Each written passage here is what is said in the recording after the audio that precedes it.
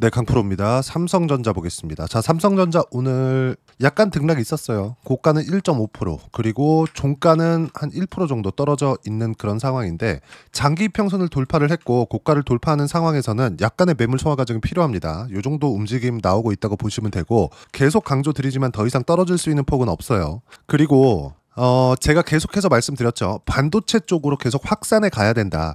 삼성전자가 더 이상 떨어질 수 있는 폭이 없는 것은 맞아요. 안 떨어집니다, 이제. 물론 등락이 아예 없는 것은 아니에요. 제가 이야기를 드리는 건 이 상태에서 추가적으로 하락 추세가 진행되는 거, 요게 없다는 거예요. 그러면 우리가 삼성전자를 매매하는 과정에서 반도체 쪽의 포트폴리오를 구성해야 된다고 이야기를 드렸고, 그 중에서 가장 탑으로 꼽았던 게 한미 반도체입니다.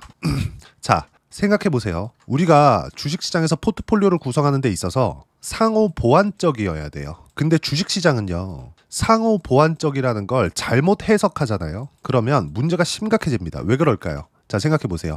삼성전자를 보유했으니까 반도체 쪽에 대한 커버는 되는 거고, 여기서 다른 업종을 갖다가 넣잖아요. 그러면 이때부터 문제가 되기 시작하는 겁니다. 그리고 계속해서 분산 투자를 이야기를 하는데 이렇게 이해를 시킨다고. 이게 아니라고요. 이거 절대 아닙니다. 자, 무슨 얘기냐? 주식시장은요, 움직일 때 그것만 갑니다. 예를 들어서 지금 두산 에너빌리티 원전 강하죠. 왜 그런지 아시죠? AI 때문에 그래요. 삼성전자 앞으로 좋을 거다. 왜 그래요? AMD에다가 이제 HBM3E 납품을 시작을 했습니다. 이따 제가 보여드릴 거예요. 그리고 지금 하이닉스 같은 경우에도 보면, 자, 좀 장기 차트를 보면 23년도에 7만 원대부터 25만 원 정도까지 상승을 했죠. 이때 당시에 한미반도체는 만 원부터 19만 원까지 상승을 했습니다. 삼성전자하고 한미반도체 관계 안 좋은 거 알고 있어요. 알고 있는데 제가 이 얘기를 왜 드리느냐? 한미반도체가 이제 하이닉스하고도 관계가 안 좋아졌거든요. 물론 하이닉스 문제기는 합니다. 이렇게 생각할 수도 있을 것 같아. 한미반도체가 삼성전자하고도 싸우고 하이닉스하고도 싸우면 한미반도체가 문제가 아닌가요? 이게 아닙니다. 한미반도체는 삼성전자한테도 뒤통수를 맞았고 하이닉스한테도 뒤통수를 맞았어요. 근데 삼성전자는 이해를 못하겠지만 하이닉스는 이해가 어느 정도까지는 됩니다. 그렇다고 하더라도 한미반도체가 강한 마인드로 경영을 하는 것은 맞기는 맞아요. 근데 우리가 여기서 생각을 해보자고요. 아무리 한미반도체가 HBM 관련해서 핵심 기술력을 가지고 있다고 하더라도 생산량에 대한 부분을 무시할 수 있을까요? 그렇죠? 무시할 수 없다는 거죠. 무슨 얘기냐? 지금 하이닉스 쪽에서만의 이 생산 능력에 기대서 미래 실적이 좋아지는 것을 기대하는 것보다 삼성전자의 HBM이 AMD 쪽으로 들어갔을 때 삼성전자의 막대한 생산 능력을 가지고 간다면 한미반도체 측에서도 나쁠 게 없는 거죠. 그렇죠? 돈 앞에는 뭐 없잖아요. 이 얘기를 드리는 겁니다. 자, 근데 아까 전 얘기로 돌아와서 보면 어떻습니까? 두산 에너빌리티 움직일 때, 그렇죠? 지금 관련돼 있는 종목군들 다 같이 붙어가지고 상승이 나옵니다. 아까 전에 제가 한미반도체 20배 올라갈 때 하이닉스 7만 원부터 25만 원까지 올라간 거 보여드렸죠? 그리고 두산 에너빌리티 같은 경우에도 지금 관련돼 있는 종목군들 두산, 현대건설, 한정기술, 우리기술까지 어때요? 모두 같이 강세를 보입니다. 자, 무슨 얘기냐? 삼성전자를 매매했다고 해서 우리가 반도체 쪽을 다 커버하고 있는 것은 아니라는 겁니다. 관련돼 있는 종목군들을 어떻게 매매하고 이해하고 판단해 갈지 그 부분에 대해서 이야기를 드리는 거고, 무슨 얘기냐면 삼성전자를 매매하면서 반도체 포트폴리오를 구성을 해야 되고, 그런 과정에서 한미반도체, 뭐 테크윙 이런 쪽으로 우리가 확대시켜 가야 된다. 그리고 이수 페타시스 같은 거 이런 쪽으로 확대시켜 가야 된다. 이 얘기에 대해서 제가 계속해서 강조를 드려왔었던 겁니다. 그리고 주식시장은 이 구조 안에서 뭐 반도체니까 이렇게 된다 이게 아니라 이 구조 안에서 절대 벗어날 수가 없습니다. 반드시 이 내용 기억하셔야 되고, 이 내용에 맞춰서 우리가 삼성전자의 가격도 잡아야 되고, 그리고 관련돼 있는 종목군들도 잡아야 됩니다. 자, 그러면 지금 다시 한번 되짚어 보자고요. 삼성전자가 왜 여기서 하락 추세로 들어갈 수 없는지 간단하게 설명합니다. 삼성전자가 작년 7월달, 24년 7월달입니다. 이때부터 거의 한 9만 원 정도부터 쭉 떨어졌어요. 5만 원까지. 그럼 5만 원까지 떨어지는 이 상황에서 실적이 나빠졌느냐? 기대했었던 실적보다는 나빠졌죠. 근데 24년도에 떨어졌는데 23년 대비해서 실적 어때요? 좋아졌잖아요. 그렇죠? 25년도 어때요? HBM에 대해서 그렇게 안 좋은 얘기들이 나왔는데도 불구하고 31조 영업이익이 나옵니다. 무슨 얘기냐면 아직까지 HBM에 대한 실적 없이, 그쵸? 30조 정도의 영업이익은 유지가 된다. 매출액 기준에서 보더라도 23년도부터 계속해서 성장세를 밟아가고 있습니다. 근데 여기서 부가가치가 높은 사업군들, 예를 들어서 뭐 메모리 사업부의 HBM 같은 경우 요런 정도에 대한 움직임을 가지고 이야기를 드리는 겁니다. 앞으로 이게 추가적으로 붙었을 때 삼성전자는 다시 고가를 돌파해서 9만, 10만 전자까지 올라갈 수 있는데 이 부분이 실제 HBM에 대한 모멘텀이 발생하기 전에, 즉 실적에 대한 적용이 나오기 전에 주가는 상승하기 시작하고 그 상승하는 시작점이 지금이라고 이야기를 드리는 거예요. 왜? 주식시장은 선반영하니까. 선반영하는 게 무슨 뜻일까요? 앞으로 좋아질 만한 내용을 먼저 반영하는 결과입니다. 예를 들어서 그래요. 삼성전자는 애초에 5만 원대에서 움직이지 말았어야 됩니다. 근데 23년도부터 시작해서 24년도까지 왜 상승폭을 키워가면서 어떻게 됐죠? 9만 원 근처까지 다시 올라왔을까요? HBM, 즉 AI에 대한 기대감 때문에 그렇습니다. 그럼 여기서 하이닉스 한번 보자고요. 그렇죠? 하이닉스는 HBM에서 완벽하게 엔비디아와 협업으로 인해서 자리를 잡았죠. 그런 결과 어때요? 24년도에 고가를 이제 회복을 했어요. 그러면 삼성전자는 딱 요만큼이 HBM에 대한 기대감으로 자리 잡아 있었던 건데 이게 완벽하게 무너진 거죠. 그럼 여기서 두 가지 모멘텀을 들 수가 있어요. HBM에 대한 부분이 있을 수 있고 그리고 파운드리에 대한 부분이 있을 수 있습니다. 근데 파운드리는 TSMC가 더 이상은 점유율을 높이지 못하는 상황까지 왔어요. 공장을 늘리는 것도 한계가 있거니와 무엇보다 미국에서 계속 압박을 합니다. 근데 그 압박이 어떤 식으로 들어가느냐? 인텔을 받아라, 인텔을 가르쳐라 이렇게 들어가고 있어요. TSMC 입장에서는 그러고 싶을까요? 하는 척은 하겠죠. 아니 해야 될 수밖에 없겠죠. 근데 생각해 보세요. TSMC에서 인텔을 자사의 노하우를 그냥 가르쳐 줘야 되는 상황이 된 거죠. 점유율이 높으니까 어쩔 수 없어요. 미국 시장에서 소비를 가장 많이 하니까 이게 말이 되느냐 이렇게 생각하실 수도 있을 것 같은데 실제 벌어지고 있는 일입니다. 그러면 TSMC 측에서는 계속해서 치고 올라오는 기업들이 있어줘야 돼요. 근데 파운드리는 이제는 진입 장벽 자체가 높은 정도가 아니라 그냥 아예 못 들어오는 수준까지 와버렸습니다. 그 설비 자체를 감당할 수 있는 기업들이 없어요. 지금 상황에서. 그 설비를 감당하는 걸 뭐 5년씩 10년씩 이렇게 감당해야 되는데 참고로 말씀드리자면 TSMC나 삼성전자에서 사용하고 있는 파운드리 장비는 한 대당 4에서 5천억 정도 합니다. 그럼 이걸 들여가지고 바로 만든다고 하더라도 경험 없이 TSMC의 점유율을 조금이라도 뺏어올 수 있어요. 그럴 것 같았으면 삼성전자가 이미 TSMC한테 이 정도까지 점유율을 주지 않았겠죠. 그렇죠. 삼성전자는 장비를 갖추고 있음에도 불구하고 TSMC의 점유율을 하나도 못 가지고 오고 있는 이런 실정입니다. 무슨 얘기냐면 TSMC가 더 이상 점유율을 높일 수 없는 상황에서 지금 삼성전자의 주가가 요 정도 움직임을 보이고 있다는 건 더 이상 하락 추세로 갈 수 없다는 점. 그리고 무엇보다 이제 HBM에 대한 부분도 새로운 물꼬를 텄다는 점. 그게 AMD 쪽으로 납품하는 겁니다. 보세요. AMD 컨펌 삼성 HBM3 New AI Accelerator MI350X. 그렇죠? 자, 이것부터 하나 우리가 짚고 넘어갈게요. 엔비디아의 쿠다 생태계는 지금 현재로서는 AMD가 따라잡을 수 없습니다. 그리고 앞으로도 그럴 가능성이 굉장히 높아요. 엔비디아가 쿠다 생태계를 형성하는 데 있어서 근 20년 정도의 시간을 보냈거든요. 그러면서 시장을 잠식해 왔었던 거예요. 실제 하드웨어 성능만 봤을 때는 엔비디아가 압도적이긴 하죠. 근데 MI350X 그렇게 못 쓸 정도는 아닙니다. 가격 대비해서 엔비디아보다 오히려 더 낫다는 평가를 받을 수 있어요. MI350X를 1대1로 비교했을 때는 엔비디아에 비해서 뭐 조금 성능이 떨어진다고 볼 수도 있겠지만 엔비디아 하나 다는 것보다 MI350X를 두 개를 달면 그리고 또 반대로 지금 AMD 측에서 삼성의 HBM을 받는다는 거 뭐 밑에 내용이 있는데 이런 것들 다 필요 없고요. 이것만 보시면 돼요. 지금 하이닉스는 엔비디아로 모두 몰려갔습니다. 그러면 여기서 AMD가 하이닉스의 HBM을 받으려면 단가를 더 높여줘야 돼요. 근데 삼성전자에서 엔비디아 쪽으로 납품을 못하고 있습니다. 근데 AMD에서는 HBM이 필요해. 그럼 어떻게 해야 될까요? 그리고 하이닉스보다 가격이 더 싸. 그렇죠? 그러면 그래. 당장에 삼성전자가 하이닉스보다 성능이 떨어진다고 치자. 그래서 MI350X에는 동일한 성능의 엔비디아 GPU 대비해서 요거 HBM을 더 많이 넣어줍니다. 물론 이것도 이제 기술적인 내용들이나 이런 것들로 들어가면 내용들이 있는데 그런 것까지 가면 너무 이야기가 길어지니까 이렇게만 이해를 하시면 됩니다. 동일한 성능에서 MI350X에 들어가 있는 HBM에 대한 물량 자체가 훨씬 더 많아요. 그리고 그걸 될 수 있는 건 삼성밖에 없다. 자, 그러면 삼성전자가 AMD와의 협업으로 인해서 HBM의 성능을 입증한다면, 그리고 이건 입증이 됐기 때문에 AMD가 새로운 GPU에 탑재를 시킨 거겠죠. 그쵸? 그리고 AMD는 이걸 정확하게 아셔야 되는데, AMD의 목표는 엔비디아를 이기는 것이 아닙니다. 아니, 당장에는 이길 수가 없지. 쿠다 생태계라는 게 있거든요. 이게 하드웨어 성능만 보면 AMD와 엔비디아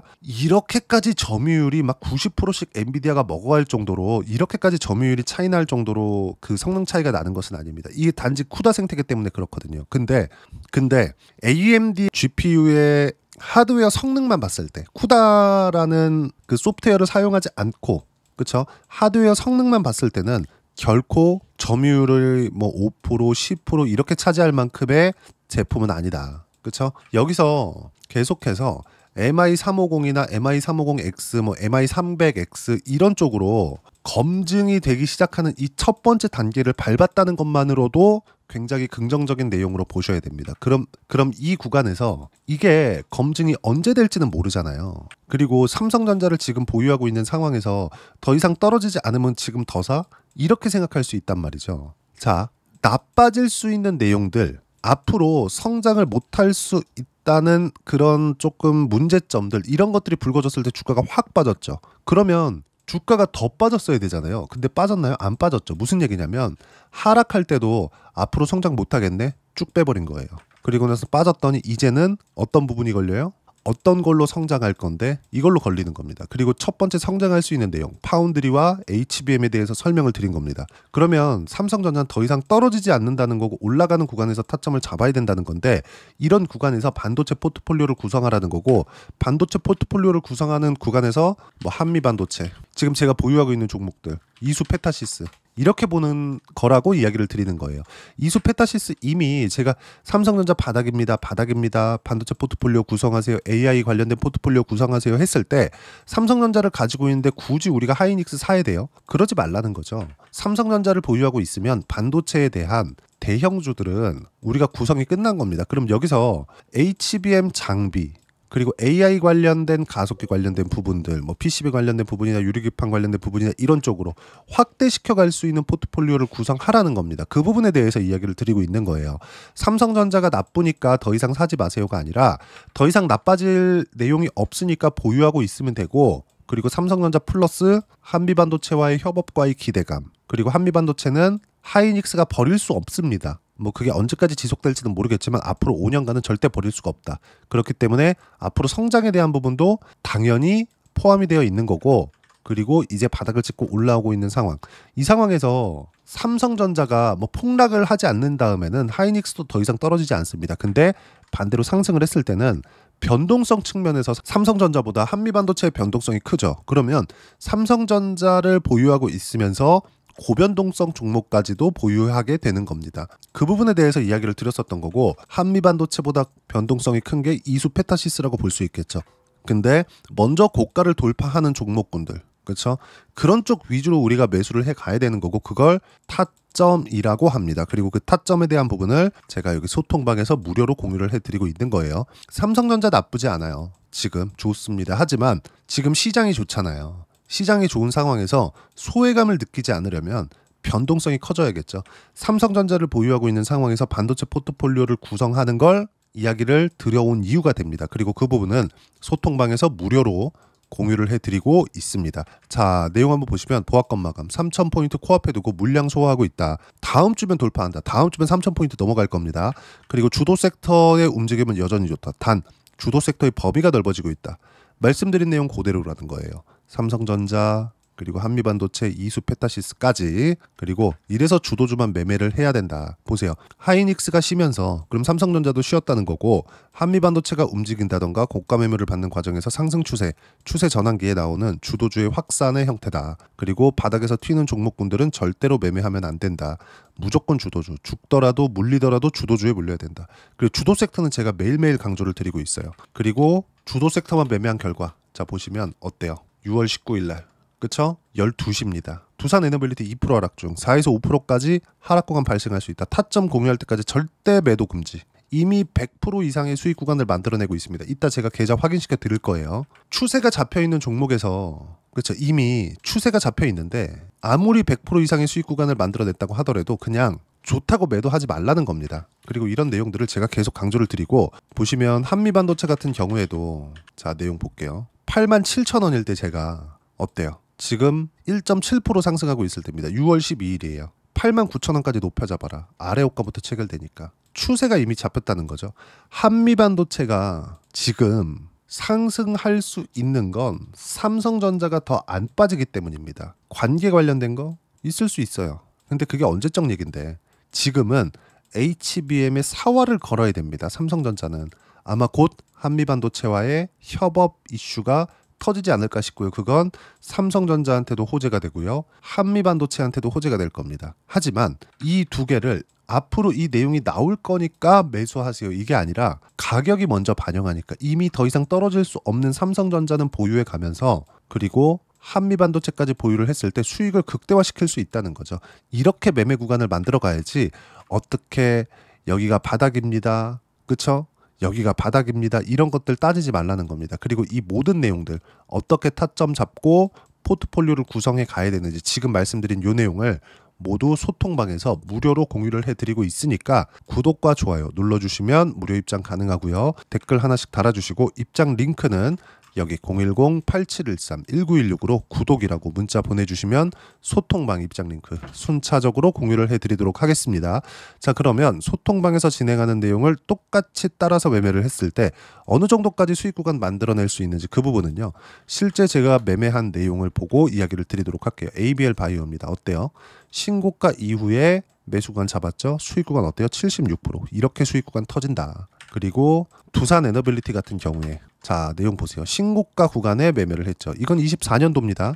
24년도에는 보세요. 쭉 이렇게 가면 4%밖에 7월 18일이에요. 4%밖에 수익 구간 만들지 못했어요. 근데 이때도 제가 관련돼 있는 종목군들 뭐 우리기술이나 한정기술 매매를 했었거든요. 관련돼 있는 종목군들을 같이 해야 비중을 키울 수 있는 겁니다. 근데 두산에너빌리티 매수한 거 보세요. 그쵸? 신고가 구간에만 계속해서 매수한 결과 지금 67%의 수익 구간 만들어 놓고 다시 매수했는데 이미 거기서도 100% 이상의 수익 구간이 또 터졌다. 그리고 이 모든 내용들은 소통방에서 무료로 공유를 해드리고 있고 한미 반도체를 포함해서 그쵸? 지금 주도주를 매매를 했을 때 이 정도의 수익 구간이 나올 수 있는 거기 때문에 와서 배우시고요. 주도주 관련된 타점은 소통방에서 무료로 공유를 해드리고 있으니까 구독과 좋아요 눌러주시면 무료 입장 가능하고요. 댓글도 하나씩 달아주시고 입장 링크는 여기 010-8713-1916으로 구독이라고 문자 보내주시면 소통방 입장 링크 순차적으로 공유를 해드리도록 하겠습니다. 자 그러면 이렇게 60%대씩 이렇게 수익 구간 만들어내기 위해서 어떤 부분을 이해하고 판단해야 되는지 그 부분은요. 여기 삼성전자의 단기 보유 전략 단기는 2주입니다. 2주 동안 내가 어떻게 수익 구간으로 전환시킬 것인지 그 부분이고 그 부분을 이해를 하려면 가격에 대한 이해가 필요하고요. 가격에 대한 이해가 되었을 때 주도주, 신고가 두 가지 내용에 대한 판단이 될 텐데 이 두 가지 내용 모두 무료로 공유를 해드리도록 할 테니까 구독과 좋아요 눌러주시고요. 여기 010-8713-1916으로 삼성전자라고 문자 보내주시면 단기 가격 전략 함께 공유해드리도록 하겠습니다. 자 정말 어려운 시장입니다. 뭐 최근에 보면 한국 시장이 오히려 더 좋은 것 같지만 절대로 미국 시장에 뭐 하락이 나온다거나 폭락이 나온다거나 이랬을 때는 한국 시장이 힘을 이 정도까지 쓸 수 없습니다. 그래서 미국 시장 움직임도 봐야 되고 근데 미국 시장에서 계속해서 악재들이 터져 나와요. 뭐 관세 유예가 이제 거의 다 끝나간다. 그리고 끝나가서 어떤 조치가 나오는지 봤더니 또 전쟁이 터지고 이런 부분들 항상 시끄러운 시장입니다. 그렇다고 하더라도 제가 주도주를 보여드린 이유가 뭐예요? 갈 놈은 간다는 거죠. 두산에너빌리티 보세요. 이렇게 불편한 상황들이 많은 구간에서 신고가를 만들고 나니까 계속해서 올라가는 부분들 이게 지금만 이렇게 나온 게 아니에요. 60% 70%씩 이렇게 수익 구간이 나오는 게 지금만 나오는 게 아니라 자 내용 보세요. DI 반도체 관련돼서 신고가 이후에 시세가 나오는 건 계속돼 왔었다고요. 그리고 그랬을 때 두 자릿수 수익률이 계속해서 터졌다고요. 그리고 주도주만 하라는 건 한화 오션 자 내용 보시면 어때요? 신고가 이후에 매매 구간 잡았고 쭉 내려보시면 여기도 57% 수익 구간 그쵸? 자 그리고 하나오션 이후에 삼성중공업 어때요? 17% 수익 구간이죠? 그리고 지금은 한국조선해양 제가 계속해서 옮겨 타면서 보잖아요. 매수 매도 그리고 또 매수 7% 수익 보고 이미 또한 7% 정도 추가 수익 구간에 있습니다. 무슨 얘기냐? 한 번 매매를 했다고 해서 끝이 아니라는 겁니다. 우리가 자유롭게 매매 구간을 잡을 수 있어야 되고 그 부분에 대해서 이야기를 드리고 있는 거고요. 그 내용은 소통방에서 무료로 공유를 해드리고 있으니까 구독과 좋아요 눌러주시면 무료 입장 가능하고요. 입장 방법 그쵸? 010-8713-1916으로 구독이라고 문자 보내주시면 소통방 입장 링크 제가 순차적으로 공유를 해드리도록 하겠고요. 무엇보다 삼성전자와 함께 제가 아까 전에 한미반도체라 그랬죠? 그래 관련돼 있는 종목군들 6월달 안에 어떤 종목을 매수해야 되는지 제가 딱 한 종목만 준비를 해놨으니까 영상 끝까지 시청하시고요. 모든 분들이 성공 투자하셨으면 참 좋겠습니다. 네, 주식 투자를 할 때 항상 체크해야 될 부분이 있습니다. 자, 제가 영상 초반부에도 이야기를 드렸지만 항상 주식 투자에서의 시세, 즉 주식 시세는 가격이 먼저 반영한다는 점입니다. 자, 어떤 호재나 악재를 찾으실 텐데 그런 호재나 악재를 찾아서 우리가 매수와 매도를 반복했을 경우에는 주식 시세가 올라가는 과정에서 꼭 내 것만 털리고 올라가는 경우가 비일비재했을 겁니다. 제가 매매를 했었던 종목군들 중에서 어떤 식으로 시세가 진행되고 연결이 되기 시작했었는지 그 부분에 대해서 한번 체크를 해보고 넘어가도록 하겠습니다.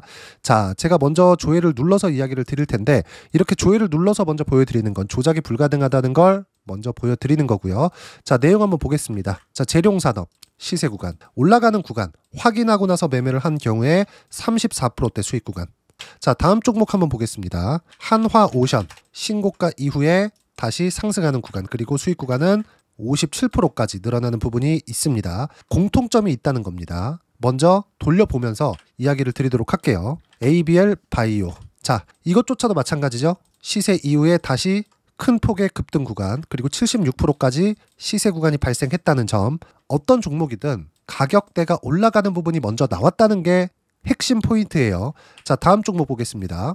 자, 자람 테크놀로지입니다. 어떻습니까? 이것조차도 마찬가지죠. 74.8%의 수익 구간을 냈는데 단 3일 걸렸습니다. 시세가 나왔었던 구간은 동일하게 신고가 이후에 발생했다는 점. 그리고 마지막으로 두산 에너빌리티.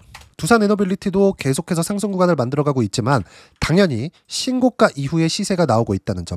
호재나 악재 때문에 이 내용으로 인해서 주가가 올라가는 것은 맞지만 어디든 간에 가격이 먼저 반영하는 즉 신고가 구간 이후에 50%, 60%, 70%대 수익 구간이 나올 수 있다는 점. 자, 우리가 세력들도 아닌데 계속해서 시장을 추적 관찰할 수 없겠죠. 가장 효율적으로 볼 수 있는 방법에 대해서 그리고 거기에 맞는 종목을 딱 한 종목만 준비를 해왔습니다.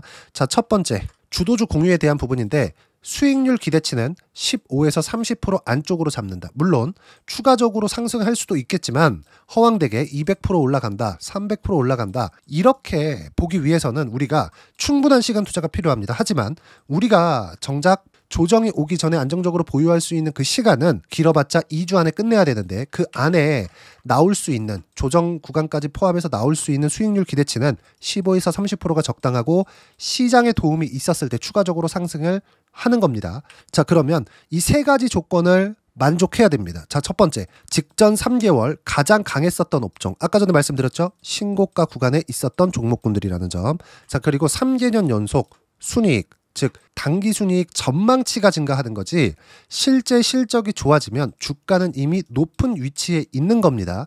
단순히 가격이 올라갔다고 해서 높은 위치에 있다는 게 아닙니다. 무슨 얘기냐? 실적이 올라간 만큼 주가가 그만큼 올라와 있다면 그건 비싼 주식이 되겠죠. 앞으로 나올 수 있는 예상치에 대한 실적보다 주가가 더 낮은 위치에 있어야 돼요. 하지만 가격이 올라가는 건 다른 거다. 그래서 전망치가 증가한 종목을 찾자. 자, 그리고 가장 중요한 점. 올라가려면 돈이 필요하겠죠. 즉 매집봉이 들어와서 가격대를 올리고 외국인이나 기관들, 즉 세력들의 미친 매집 구간을 확인을 해야 된다. 자, 그럼 어떤 종목이냐? 제가 이렇게 준비를 해왔고요. 자, 주도주 공유. 아까 전에 말씀드렸죠. 15에서 30% 2주 안에 낼 수 있는 수익률에 대한 기대치입니다.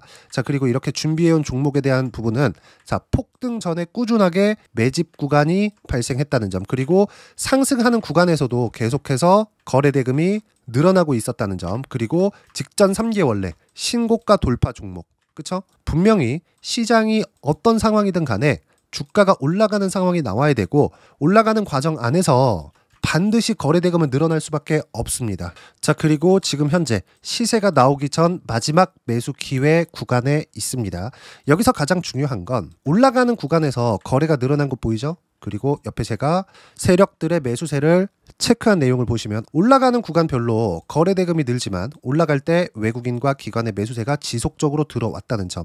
이 구간에서 제가 종목만 드릴 수도 있겠지만 어떤 식으로 타점을 잡고 매매를 해야 되는지 소통방에서 함께 진행을 하고 있고요. 소통방은 모두 무료로 진행하고 있습니다. 물론 종목만도 따로 드리겠지만 등락하는 과정에서 어떻게 타점을 잡아야 되는지 그런 부분 소통방에서 진행하고 있으니까 여기 010-8713-1916으로 주도주라고 문자를 보내주시면 제가 강프로의 소통방도 함께 초대를 해드리면서 지금 2주 안에 15에서 30% 수익률에 기대되는 주도주를 공유해드리도록 하겠습니다. 자, 항상 어려운 주식시장이지만 제가 준비한 이 종목 받아가셔서 모든 분들이 큰 수익 내셨으면 좋겠습니다.